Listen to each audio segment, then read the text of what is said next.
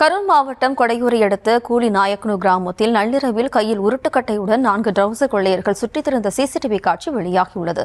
இந்த கும்பல் வீடு புகுந்து பெண்ணின் கழுத்தில் இருந்த 5.5 சவரன் தங்க தாலியை பறித்து சென்ற நிலையில் 2 தனிப்படைகள் அமைத்து போலீசார் விசாரணை மேற்கொண்டு வருகின்றனர்.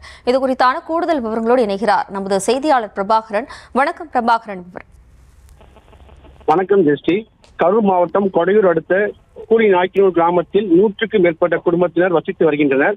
நேற்று நள்ளிரவு 12 மணி அளவில் கிராமத்தில் முகமூடி அணிந்த கையில் உருட்டுக்கடையுடன் டவுசருடன் கொள்ளையர்கள் சுற்றித் திரிந்துள்ளனர். மேலும் அக்கிராமத்தில் உள்ள மாரப்பன் வயது 50 என்பவர் வீட்டுக்குள் புகுந்த மர்ம நபர்கள் வீட்டில் உறங்கிக் கொண்டிருந்த அவரது மனைவி வனிதாவில் இருந்து 5.5 பவுன் தங்க தாலி செயினை திருடி சென்றுள்ளனர். அப்பொழுது அருகில் இருந்தவர்கள் சிசிடிவி காட்சி ஆய்வு செய்த போது மர்ம நபர் வினோதமாக உடையில் சுற்றித் திரிவதாக தெரிகிறது. இது தொடர்பாக அரவக்குறிச்சி காவல் நிலையத்தில் தகவல் அளிக்கப்பட்டது அடிப்படையில் போலீசார் விசாரணை மேற்கொண்டு வருகின்றனர்.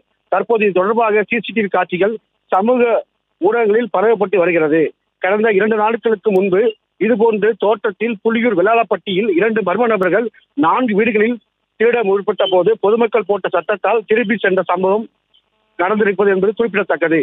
இது தொடர்பாக சமூக ஊடகங்களில் பகிரப்பட்டு கிராம உள்ளத்தில் மக்கள் அச்சம் ஏற்படுத்தியுள்ளது. இந்த நிலையில் முகமூடி அணிந்த கொள்ளையர்களை பிடிக்க அரவக்குறிச்சி ஆய்வாளர் தலைமையில் 2 தனிப்படைகள் அமைக்கப்பட்டுள்ளது.